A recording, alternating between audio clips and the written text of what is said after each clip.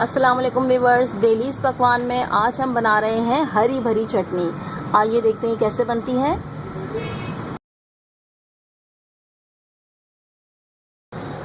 इसको बनाने के लिए हमने जो अज्जा इस्तेमाल करे हैं वो ये हैं।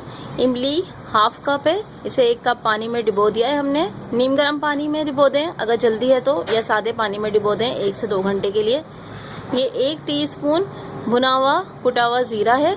ये पुदीने की 1 गड्डी, हरे धनिया की 1 गड्डी, लहसुन 6 से 7 जवे, नमक 1 टीस्पून भर के, और 5 से 6 हरी मिर्चें, जैसा आपका टेस्ट हो।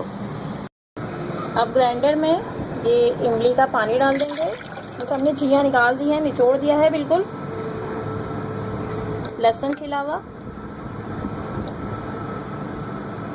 नमक, मिर्चें, जीरा,